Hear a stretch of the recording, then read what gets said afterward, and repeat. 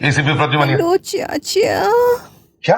Next part कहाँ है चाचा? मतलब क्या ही ताबड़तोड़ रिस्पॉन्स दिया है तुम लोगों ने पिछले वाले वीडियो पे। कसम से दिल जीत लिया। बड़े खतरनाक लोग हो यार। हमारे 3K होने वाले हैं और जिसने भी सब्सक्राइब नहीं किया है उन्हें मोदी जी की कसम। जब मून ने ऊपर देखा उसके फटके 4 हो गई और वो वहीं जम गया। उसके ऊपर एक विशालकाय आग में लिपटी हुई आंख खुली थी जो कि किसी ज्वालामुखी की तरह लग रही थी।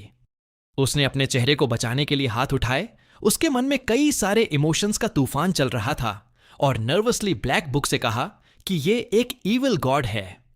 सडनली वो डरने की जगह पर गुस्सा हो गया और उस तैरती हुई ब्लैक बुक को पकड़कर जोर जोर से झटका और पूछा कि मैंने तुम्हें एन को बचाने का रास्ता बताने को कहा था, एक और ईविल गॉड को ढूंढने के लिए नहीं। ऐसा बोलकर उसे गाली देने लगा। ठीक तभी उसके पीछे से एक भयंकर आग की लपटें जल उठीं। विदर किंग के हिलने से चारों तरफ गर्मी की लहरें उठने लगीं। मून के शरीर का हर हिस्सा फ्रीज हो गया। वो दहकती हुई आंख उस पर टिक गई और एक गहरी गूंजती हुई आवाज ने पूछा, क्या तुम एक इंसान हो? मून तुरंत सीधा खड़ा हो गया और डर से कांपते हुए जी हां बोला। उसकी जुबान डर के मारे लड़खड़ा रही थी।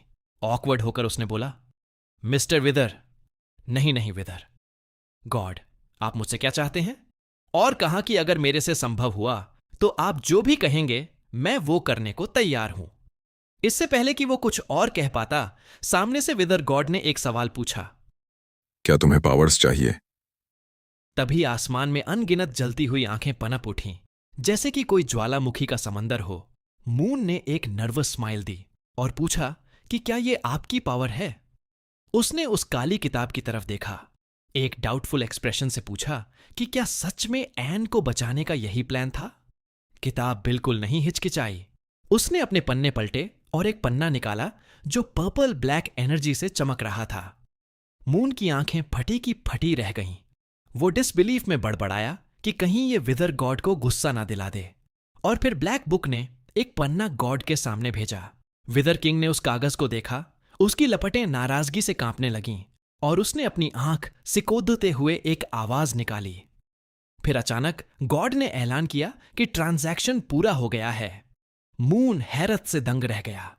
चारों तरफ लपटें गरजने लगीं जब देवता ने अपनी भारी आवाज में कहा कि मैं अपनी पावर तुम्हें फ्री में उधार दे सकता हूं, पर सवाल यह था कि क्या तुम एक ईविल गॉड की शक्ति को झेल पाओगे? मून ने कभी किसी ईविल गॉड का सामना नहीं किया था।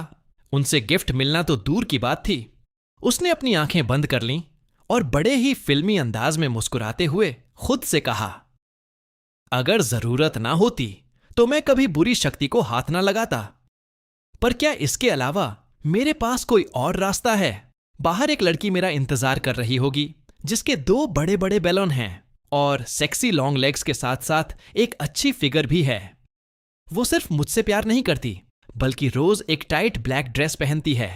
वो बाहर मेरा इंतजार कर रही होगी कि मैं उसे बचाऊंगा। अब पीछे हटने का कोई सवाल ही नहीं उठता। कसम से भाइयों, ये मैंने अपने मन से नहीं कहा। ये मून ठरकी है जो ऐसा बोल रहा है। हिम्मत जुटाकर उसने उस दहकती हुई आंख की तरफ अपनी बाहें फैलाईं और जोर से कहा कि ठीक है, आ जाओ किंग ऑफ विदर। ऐसे टाइम पर मुझे किसी ईविल गॉड का डर नहीं है। गॉड ने कहा, ठीक है, जैसी तुम्हारी इच्छा। कॉन्ट्रैक्ट के हिसाब से मैं तुम्हें अपना पावर दे रहा हूं।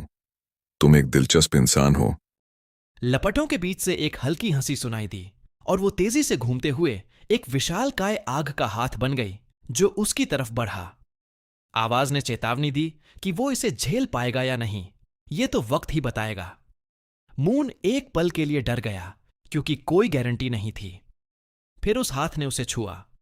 झुलसा देने वाली गर्मी ने उसे घेर लिया। उसका शरीर काला पड़ने लगा और लाल लकीरें उसके बदन को चीरने लगीं। ये उस गॉड की बेशुमार शक्ति का निशाना था जो उसके अंदर भर रही थी। दांत पीसते हुए उसने कहा कि एक गॉड से पावर लेने की कीमत है। फिर वो दर्द से चीखा और बोला, मैं तुम्हें हराना चाहता हूं, मैं तुमसे हार नहीं मानूंगा। और उस जहन्नुम की आग को चीरते हुए ऊपर की तरफ बढ़ा। अब वो आग उसे जला नहीं रही थी बल्कि उसे नया रूप दे रही थी। डर अब पावर बन चुका था और पेन एक मोटिव। नीचे जंगल से गॉड ऑफ लव ने देखा कि कैसे खून के समंदर से एक ब्लू एनर्जी बाहर निकली। उसके अंदर मून ने एन को उठाते हुए लाइट की स्पीड से बाहर आया और उसे बड़े प्यार से एक पेड़ के सहारे नीचे बिठाया। वो बेहोश थी पर सही सलामत थी। उसने धीरे से कहा कि तुम यहां बस मेरा इंतजार करो, मैं थोड़ी देर में वापस आएगा। गॉड ऑफ लव की तरफ मुड़ते हुए उसकी आवाज तीखी और शांत हो गई। उसने इल्जाम लगाया कि वो वही बेवकूफ है जिसने अलूका को धोखे से गुमराह किया। गॉड ऑफ लव ने अपना असली रूप दिखाया, पर मून के अंदर विदर किंग की शक्ति महसूस करते ही उसकी आंखें फटी रह गईं। मून के चेहरे पर एक ठंडी मुस्कान आई। उसने पूछा कि क्या अब वो नर्वस है, और ताना मारा कि एक गॉड को इंसान के सामने कांपना नहीं चाहिए। गॉड ऑफ लव हैरत में लड़खड़ाया, ये देखकर कि एक इंसान में दूसरे गॉड का अंश जल रहा है। मून बिल्कुल इंडिफरेंट रहा। मून ने एक हीरो की तरह अपना हाथ उठाकर बोला, मुझे बचपन से ही दर्द से डर लगता था, पर मैंने एक बड़ी कीमत दी है इस पावर को पाने के लिए। डैम गॉड ऑफ लव, ये सब जल्द ही खत्म हो जाएगा। बंदे का ट्रांसफॉर्मेशन देखो तुम, क्या कोई बोल सकता है कि ये वही मून है? उसके हाथ से ब्लू फायर का एक विशाल काय बोल निकला। एक चीख के साथ उसने विदर्ड फ्लेम का यूज किया। हवा फट गई और आग के अंदर बेशुमार आंखें दिखने लगीं। एक बड़ी आंख उस नर्क से निकली जिसकी नजर रूह को जमा देने वाली थी। उसने वो फायरबॉल स्ट्राइक किया और वो जंगल को चीरते हुए उस डिवाइन फिगर से एक धमाके के साथ टकराया। गॉड ऑफ लव का शरीर एक ही पल में टूटने लगा। वो उस भयानक गर्मी में चीखने लगा। मून हैरत से देखने लगा, सोचते हुए कि यह सच में गॉड्स की शक्ति है। पर खामोशी में एक दर्दनाक चीख गूंज उठी। गॉड ऑफ लव अभी खत्म नहीं हुआ था। उस मुरझाए हुए शरीर से अलूका ने अपना सिर उठाते हुए बोला, अनफॉर्चुनेटली एक छोटे से कीड़े ने मेरा प्लान बिगाड़ दिया। उसके होठों पर एक मिस्टीरियस स्माइल थी। उसने कहा कि उसे मून कैम्बल याद रहेगा और वो फिर मिलेंगे। फिर वो गायब हो गई, पीछे एक अजीब सी खामोशी छोड़कर। मून शॉक्ड रह गया। उसने नर्वस होकर अपना सिर पकड़ लिया और कहा कि गॉड मजाक कर रहा होगा, मुझ जैसे को याद रखने की क्या जरूरत है। उसने कहा कि इसके बजाय उसे एरियल का पीछा करना चाहिए, पर गॉड ऑफ लव जा चुका था। उसने एक गहरी सांस ली और खुद से कहा कि अगर वो वापस आई तो वो फिर ब्लैक बुक से विदर्ड किंग की पावर्स मांग लेगा। Problem solved. तभी उसे एक जानी पहचानी आवाज सुनाई दी। मुड़कर देखा तो एन रोती हुई उसकी तरफ भाग रही थी। उसने मून को जोर से गले लगा लिया और रोते हुए पूछा कि क्या तुम ठीक हो? रोते हुए बोली, मुझे लगा कि मैं तुम्हें हमेशा के लिए खो दूंगी। उसका हाथ मून की पीठ पर कांप रहा था। मून ने उसे प्यार से संभाला और कहा कि ठीक है, सब खत्म हो गया है। ईविल गॉड का किस्सा खत्म, सब कुछ ठीक हो गया है। एन अपने आंसू पोंछते हुए बोला कि मैं जब होश में आई मैंने आपको नंगा और ईविल गॉड को गायब होते हुए देखा। तो क्या आपने ईविल गॉड को हरा दिया? मून थोड़ा सोचा और नर्वसली अपना गाल खुजलाते हुए सोचा कि अगर मैं एनी को बता दिया कि मैंने ईविल गॉड के साथ एक डील किया है तो वो बेवजह परेशान हो जाएगी। अच्छा ये होगा कि मैं इसे विदर किंग के बारे में कुछ ना कहूं। हालांकि वो सच जानता था, पर उसने अपना चेहरा शांत रखा। उसने कहा कि उन्हें गॉड ऑफ लव का कोर मिल गया था और उन्होंने उसे तोड़ दिया था, और जीत का क्रेडिट खुद को और अलूका के पति को दिया, और बोला, बाय द वे तुम्हें और एक इंपॉर्टेंट काम करना है। अलूका ने हैरान होकर पूछा, क्या? उसने एक बड़े गड्ढे की तरफ इशारा किया। जब धुआं छंटा तो अलूका वहां दिखी। मून की आवाज नर्म हो गई जब उसने कहा कि वो अभी जिंदा है, पर शायद ज्यादा देर तक नहीं। एन तेजी से अलूका के पास गई। अलूका की ऐसी हालत को देख के एन ने दुख में अपना मुंह ढक लिया। अलूका ने उन्हें आते देखा और अपने बेजान से लबून से बड़ी मुश्किल से पूछा, मास्टर, क्या ये आप हैं? एन उसके पास बैठ गई और कहा कि हां। अलूका ने धीरे से अपनी आंखें झपकाईं। उसने ईविल गॉड के जाने का एहसास किया। उसने पूछा, क्या सब खत्म हो गया? और एन ने कहा कि हां, अब सब खत्म हो चुका है। तुम्हें जिस ईविल गॉड ने पोजेस किया था, हमने उसे हरा दिया है। अलूका ने कहा, ये अच्छी बात है।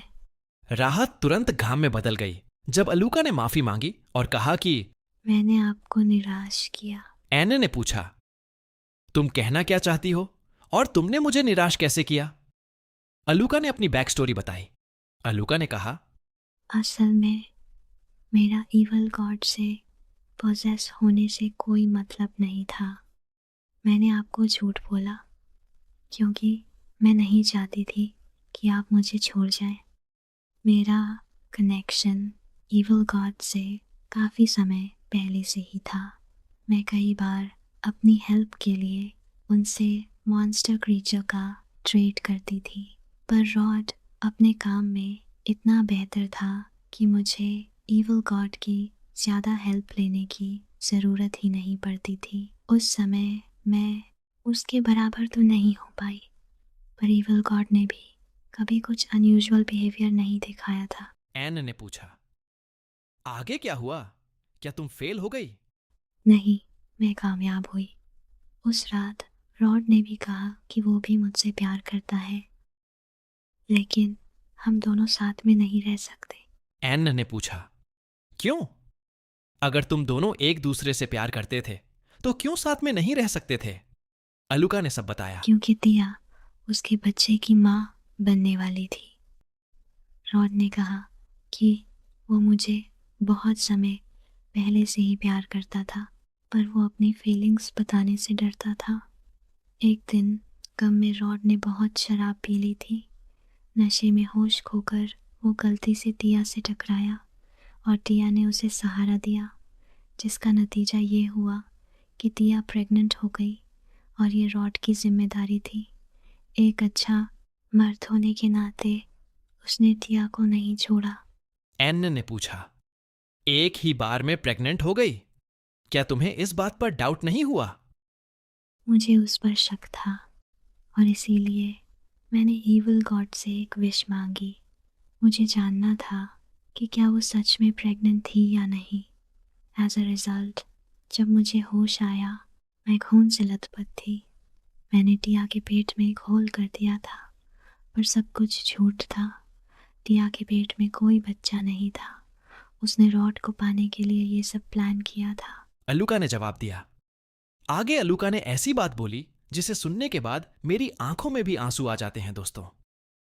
अलूका कहती है, मास्टर, लव एक ऐसी नाजुक चीज़ है कि महज एक झूठ ही दो प्यार करने वाले लोगों को बड़ी आसानी से अलग कर सकता है। रॉड ने टिया को देखा जिसे मैंने अपने दोनों हाथों से मार दिया था। उसने सोचा कि मैं इविल गॉड के द्वारा मैनिपुलेट हो गई हूँ और उसकी फॉलोअर बन चुकी हूँ। तब मैंने एक और विश मांगी। मैंने मांगा कि रॉड मेरे प्यार को एक्सेप्ट करे और तभी से सब कुछ बदल गया। मुझे उस बात का बहुत रिग्रेट है। अगर मैं आपसे पहले मिलती या अगर मैं अपनी हिम्मत जुटाकर अपनी फीलिंग्स को रॉड से पहले ही कन्फेस कर देती तो शायद बात कुछ और होती, पर अफसोस अब कुछ नहीं हो सकता। और यहां एन के साथ साथ मैं भी रो देता हूं। काश एन मेरे पास होती तो उसे गले लगाकर रोता। तुम लोग ऐसा सोचना भी मत, भाभी है वो तुम्हारी। मैं उम्मीद करती हूँ कि आपको खुशियाँ मिले मास्टर, और मुझसे ये साबित करके दिखाओ कि लव भी एक खूबसूरत एहसास होता है। और ऐसा कहते ही वो डिसअपियर हो जाती है। Bro, it's peak. इसे कहते हैं absolute cinema. Rest in peace अलूका। सब लोग अलूका के ट्रिब्यूट में कमेंट पे रेस्ट इन पीस अलूका लिखो। सुबह की पहली किरण ने आसमान को रोशन कर दिया। एक पुराने पेड़ के नीचे मून और एन ने अलूका और रॉड को दफना दिया। एन ने अपने हाथ साफ किए और कहा कि वह अब ठीक है। मून ने वहां एक बोर्ड लगाया, पीछे हटा और कमर पर हाथ रखकर कहा कि काम हो गया। Rest in piece. उनके सामने दो छोटी कब्रें पेड़ की छांव में थीं। मून और एन ने झुककर उनकी आत्मा की शांति के लिए प्रेयर की। जब वो खत्म हुआ, उसने पसीना पोंछा और कहा कि चलो अब चलते हैं। दोनों साथ चलने लगे। पीछे से सनलाइट पेड़ों से छनकर आ रही थी। रास्ते में मून ने देखा कि एन की शक्ल बदली हुई है। वो धीरे चल रही थी और कहीं खोई हुई थी। मून ने पूछा कि क्या बात है, क्या तुम अभी भी अलूका के बारे में सोच रही हो? एन ने कन्फेस किया कि शायद मेरा प्यार भी गलत और सेल्फिश था, पर मैं खुद को रोक नहीं पाई। उसने पूछा, क्या मेरा प्यार वाकई गलत था? मून ने सोचते हुए सिर खुजलाया। उसने कहा कि शायद गलत नहीं था, पर शायद वो प्यार था ही नहीं, बल्कि पॉसेसिवनेस थी। शायद तुम पॉसेसिवनेस और लव में कंफ्यूज्ड हो चुकी हो। प्यार एक अलग चीज है और पॉसेसिवनेस। एन ने हैरानी से पूछा कि क्या उसने पॉसेसिवनेस को प्यार समझ लिया? मून ने कंधे उचकाए और कहा कि शायद, पर वो खुद श्योर नहीं है। आगे बोला कि सबका प्यार करने का तरीका अलग होता है। किसके मन में प्यार है और किसके मन में पॉसेसिवनेस, ये तो खुद को ही अच्छे से पता होगा। एन ये सुन के फिर से सोच में डूब गई। वो सोच रही थी, ये मास्टर के लिए भी डिफिकल्ट है। मून ने सूरज की रोशनी से बचने के लिए हाथ उठाया और कहा कि आज मौसम बहुत अच्छा है। तभी अलूका के मन में एक सवाल आया कि आखिर लव होता क्या है। तभी एन को कुछ याद आया। उसने मून को अपनी बात सुनने को कहा। मून ने पूछा, क्या हुआ? वो शर्माते हुए कही कि बेसमेंट में वो एक नॉर्मल कपल की तरह डेट कर सकते हैं। तो क्या वो फिर से शुरुआत कर सकते हैं? मून हैरान रह गया। उसने उसे रुकने को कहा और एक सवाल पूछा, क्या वो उसे वापस ड्यूक के मैंशन ले जाने वाली है? एन ने शर्माते हुए हां कहा। उसने कहा कि वो जन्म से वहां पली बढ़ी है और वहीं उसका इकलौता घर है। उसने डरते हुए कहा कि वो ड्यूक मैंशन की मिस्ट्रेस नहीं बनना चाहती, वो बस उसकी मेड बनकर सेवा करना चाहती है। और फिर कुछ और कहने ही वाली थी कि उसका चेहरा लाल हो गया। उसने पूछा कि मून क्या कर रहा है, उसके पीछे पीछे चलते हुए। मून ने मुस्कुराते हुए कहा कि उसे पूछने की जरूरत नहीं, हम घर जा रहे हैं। अंदर ही अंदर मून थोड़ा गर्व महसूस कर रहा था। उसने सोचा कि उसने सब सेटल कर दिया है, यहां तक कि एन जैसी ऑब्सेसिव लड़की को भी नॉर्मल कर दिया। उसने सोचा कि अब कोई बेसमेंट या डिसमेंबरमेंट वाले किस्से नहीं होंगे। ये उसका हैप्पी एंडिंग था, कम से कम उसे ऐसा लगा। मगर 2 दिन बाद मून की आंखें धीरे से खुलीं। ऊपर की छत दुखदायक हद तक जानी पहचानी थी। उसका शरीर थका हुआ था और आंखों के नीचे काले घेरे थे। उसने सोचा कि घर आने और डिनर के बाद वो शायद बेहोश हो गया था और अब वो फिर यहां है। उसने सोचा कि कहीं ये कोई टाइम लूप तो नहीं। तभी एक मेटल के टकराने की आवाज आई। मून ने नीचे देखा, उसकी कलाइयों में मेटल कफ्स पहले से ही खुले हुए थे। एन की आवाज भारी लोहे के दरवाज के पीछे से गूंजी, यंग मास्टर। मून वहीं जम गया और बोला कि नहीं, फिर से बेसमेंट नहीं। दरवाजा खुला और एन काले कपड़े लेकर अंदर आई। उसकी आवाज बहुत प्यारी और शांत थी। उसने इंतजार कराने के लिए माफी मांगी। उसने बताया कि अगर हम ऊपर जाएंगे तो बाकी मेड्स हमें डिस्टर्ब करेंगी, इसीलिए वो उसे यहां ले आई। हमें भी कोई ऐसे बंदी बना ले। मून भाई, मैं तुमसे अभी भी कह रहा हूं, तुम अपना बॉडी मुझसे स्विच कर लो। मुझसे तुम्हारी ये दुख और दुखी नहीं देखी जा रही है। मून ने चिढ़ते हुए पूछा कि लेकिन तुम मुझे यहां पर बिना कपड़ों के क्यों लॉक करके रखी हो? एन, जिसका मन अब गंदी गंदी बातों से भर चुका था, वो कहां मून की बात सुनने वाली थी। वो बोली, सॉरी यंग मास्टर, मुझे डर है कि जब तुम उठोगे और खुद को इस सीक्रेट रूम में पाओगे तो तुम पिछली बार की तरह भागने की कोशिश करोगे। सो मुझे अब तुम्हें कंट्रोल करना होगा। ऐसा कंट्रोल तो मैं भी होना चाहता हूं। मून ने कहा, अच्छा ऐसी बात है तो तुम मुझे कभी यहां से बाहर निकलने नहीं दोगी, है ना? एन ने बड़े ही सेक्सी वॉइस में धीरे से कहा, ऑफ कोर्स, मैं जानती हूं मैं जो कर रही हूं वो सब गलत है। मून ने पूछा, तो तुमने मुझे यहां फिर से क्यों लाया है? एन बोलती है, यंग मास्टर, क्या तुम्हें याद नहीं? मैंने तुमसे कहा था जिस रात तुम यहां से भागे थे। वो सोचने लगता है और उसे याद भी आ जाता है। एन ने कहा, तो आपको याद आ गया। प्लीज थोड़ा वेट करो, इस आउटफिट के चेस्ट की फैब्रिक की साइज स्मॉल है, मैं एडजस्ट करती हूं। एन ने वो आउटफिट पहना और शर्माने लगी और बोला कि मैं जानती हूं मास्टर, तुम्हें ऐसी ब्लैक और स्मूथ टेक्सचर ड्रेस पसंद है, इसीलिए मैंने ये जंपसूट पहना है।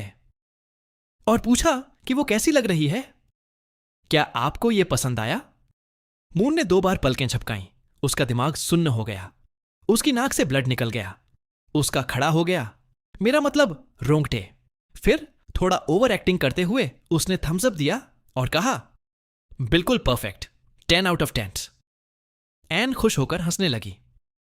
एन प्यार से बोली, मैं आपकी फीलिंग्स को पहले कंसिडर नहीं कर पाई, ये मेरी गलती है। तो आज मैं वो करूंगी जो मास्टर कहेंगे। यंग मास्टर, आज आप जो चाहें कर सकते हैं। यह सुनने के बाद मून का घोड़ा तेजी से दौड़ने लगा और फिर एन बेड पर लेट गई। और आगे जो हुआ उसे मैं बताऊंगा तो मेरा चैनल उड़ जाएगा। तो अपनी फीलिंग्स को यहीं रोक दो, अपने घोड़ों को थोड़ा लगाम दो दोस्तों। ड्यूक ऑफ कैम्बेल के मैंशन में सुबह की धूप खिड़कियों से अंदर आ रही थी, जो एन के चेहरे पर हल्की सी चमक छोड़ रही थी। उसकी आंख खुली और उसे अपने बदन पर रोशनी की गर्मी महसूस हुई। उसने धीरे से कहा कि सुबह हो गई है और कहा कि सॉरी यंग मास्टर, मैं थोड़ा ज्यादा सो गई, बेचारी थक गई होगी। वह उठकर बैठ गई, अपने बिखरे हुए काली बालों में हाथ फेरते हुए कंबल को थोड़ा ऊपर खींचा। उसके चेहरे पर थोड़ी फिक्र थी। वो कुछ सोच रही थी कि जब उसने पीछे देखा, उसकी सांस वहीं अटक गई। मून वहां नहीं था। बिना वक्त जाया किए उसने अपनी मेड की यूनिफॉर्म पहनी और तेजी से बेसमेंट से बाहर निकल गई। अचानक एक हल्की सी म्याऊ की आवाज ने एन का ध्यान खींचा। वो आवाज का पीछा करते हुए मुड़ी और वहां का नजारा देखकर रुक गई। लिविंग हॉल के पास किसी ने उससे पूछा कि क्या तुम उठ गई एन?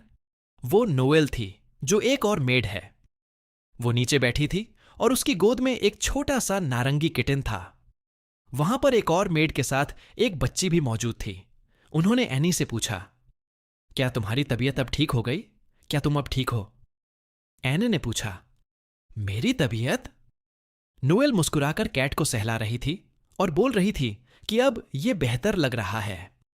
उसने एन को बताया कि आज सुबह यंग मास्टर ने कहा था कि एन को ठंड लग गई है, इसलिए कोई उसे डिस्टर्ब न करे। एन सोच रही थी कि यह कैट जरूर यंग मास्टर ने विनी से मार्केट में खरीदा होगा।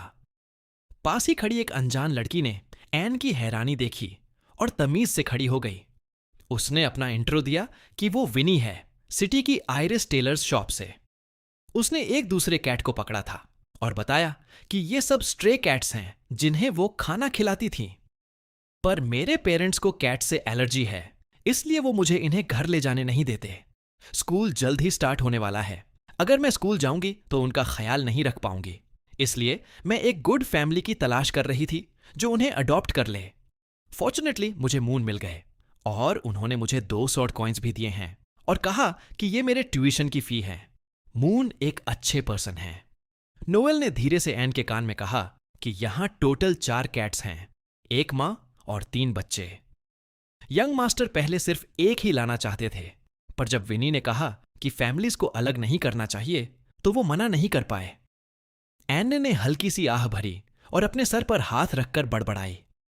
जाहिर है वो मना कर ही नहीं सकते थे। विनी शर्माकर मुस्कुराई और नोएल ने वादा किया कि वो हॉलिडेज में कभी भी कैट से मिलने आ सकती है। एन को अचानक याद आया कि वो यहां क्यों आई थी। उसने पूछा कि यंग मास्टर कहां हैं। नोएल ने किटन को नीचे रखा और कहा कि वो थोड़ी देर पहले ही लौटे हैं और अपने कमरे में होंगे। एन भागते हुए मून के कमरे तक पहुंची। दरवाजे पर एक पल के लिए रुकी, फिर नॉक किया। अंदर से मून की काल्म आवाज आई, दरवाजा खुला है, अंदर आ जाओ। एन ने जैसे ही अंदर कदम रखा, वो सीधा उसकी तरफ लपकी और उसे जोर से गले लगा लिया। उसकी आवाज थोड़ी कांप रही थी। उसने कहा कि वो बहुत डर गई थी। कॉलेज का नोटिस 2 दिन पहले आ गया था और उसे लगा कि वो बिना बताए चला गया। मून ने उसे तसल्ली दी और कहा कि वो कभी उसे बताए बिना नहीं जाएगा। थोड़ी देर बाद दोनों अलग हुए। फिर एन ने हैरत से पूछा कि वो इतनी सुबह मार्केट क्यों गए थे और ये पूरी कैट्स की पलटन लेकर क्यों आए। मून ने फख्र से मुस्कुराकर एक कैट की तरफ इशारा किया और कहा, इसका नाम मून नंबर 2 है, या शॉर्ट में मोमो। इसके सुनहरे बाल और आंखें मेरी याद दिलाती हैं, इसीलिए ये बहुत हैंडसम है। ठीक उसी वक्त कैट ने म्याऊ किया, जैसे वो बात मान रही हो। मून ने मोमो को उठाया और एन को देते हुए कहा कि ये उसके लिए एक गिफ्ट है। एन ने हैरान होकर उस नन्हे से जानवर को गोद में लिया और पूछा, क्या ये सच में मेरे लिए है? मून ने सर खुजाते हुए थोड़ा ऑकवर्डली बताया कि अगले हफ्ते से कॉलेज शुरू हो रहा है और वो कल ही निकल जाएगा। उसने कहा कि जब वो नहीं होगा तब ये किटन उसका साथ निभाएगा। एन की आंखें नम हो गईं। उसने कहा कि उसे ये बहुत पसंद आया और वो इसका पूरा ख्याल रखेगी। देखते ही देखते शाम ढल गई। रात को अपने कमरे में मून ने बिस्तर पर लेटकर वो मिस्टीरियस ब्लैक बुक खोली। उसने देखा कि उसके शैडो स्टेप्स और असैसिनेशन स्किल्स 3 लेवल्स बढ़ गए हैं। उसने सोचा कि भले ही अलू का इंसिडेंट से कोई रिवॉर्ड नहीं मिला, पर उसकी ताकत तो बढ़ी है। उसने एक गहरी सांस ली और सोचा कि सबसे ज्यादा जरूरी एन की सेफ्टी थी। आंखें बंद करते ही उसने महसूस किया कि पुरानी भविष्यवाणी अब पूरी तरह बदल चुकी है। वो सोच रहा था, जब मैं कॉलेज जाऊंगा, जब तक मैं फीमेल प्रोटैगनिस्ट को प्रोवोक नहीं करूंगा, तब तक मुझे कोई खतरा नहीं है। तभी दरवाजे पर दस्तक हुई। एन वहां खड़ी थी, थोड़ी परेशान सी। मून ने पूछा कि वो अभी तक जागी क्यों है, तो उसने धीरे से कहा कि उसे कल उसके जाने की फिक्र हो रही है और नींद नहीं आ रही। मून ने कहा कि वो भी सोने ही वाला था और क्योंकि ये उसकी आखिरी रात है फिलहाल, तो वो उसके साथ रुक सकती है। एन ने अपने कपड़े खोलना शुरू किया, पर मून ने उसे रोक दिया और कहा, चलो आज की रात कुछ अलग करते हैं, समथिंग डिफरेंट। एन ने हैरत से देखा। वो उसके पास लेटी थी। मून ने उसका हाथ थामा और दोनों खामोशी से लेटे रहे। एन ने पूछा, क्या आपके लिए ये इनफ है? मून ने बस आंखें बंद करके मुस्कुरा दिया। उसने कहा कि प्यार हमेशा फिजिकल क्लोजनेस के बारे में नहीं होता, कभी कभी ऐसी खामोशी भी बहुत गहरी होती है। एन ने हंसते हुए अपना सिर उसके कंधे पर रख दिया और कहा कि वो नहीं चाहती कि मून जाए। मून ने उसके बाल सहलाए और याद दिलाया कि सिर्फ 1 सेमेस्टर की बात है, 4 महीने, और वो जल्द वापस आ जाएगा। एन ने थोड़ा मुंह बनाया और कहा, 4 महीने भी लॉन्ग टाइम होते हैं, मैं वेट नहीं कर सकती। मून ने कहा, अगर याद आए तो खत लिखना, मैं रिप्लाई जरूर दूंगा। एन ने उसको पुकारा। मून ने पूछा, क्या हुआ? एन ने कहा, मैं आपके बॉडी की गर्माहट और आपकी सांसों को इतनी करीब से फील कर पा रही हूं। मैं खुद को कंट्रोल नहीं कर पा रही हूं। मुझे वो सब करना है आज रात, और हमारा लड़का आखिरकार उसकी बात मान जाता है। मून बोलता है, मैं भी कंट्रोल नहीं कर पा रहा हूं। मैं सोच रहा था कि वो सब आज रात नहीं करेंगे, पर अब करना पड़ेगा। मून ने अपने शर्ट खोलते हुए कहा, चलो फिर करते हैं। एन बोली, जैसा आप कहें यंग मास्टर। फिर वो दोनों अपने काम पर लग जाते हैं। कुछ देर बाद एन खुशी से चीख रही होती है और साइड में रखी ब्लैक बुक अपने आप खुलती है। उसके पन्नों पर अजीब सिंबल्स चमके और नए शब्द बनने लगे। Jealousy process 100% level achieved. Fate intervention initiated. Partial memory blurring completed. Please continue to struggle. तो यारों, यहां वॉल्यूम 1 का एंड होता है और इस वीडियो का भी। इस बार एम करते हैं 500 लाइक्स और 200 कमेंट्स का, तो जल्दी से प्यार बरसाओ। नेक्स्ट पार्ट जल्द ही आएगा। चलता हूं एन सपनों में मेरा इंतजार कर रही होगी। वीडियो यहां तक देखने के लिए दिल से धन्यवाद।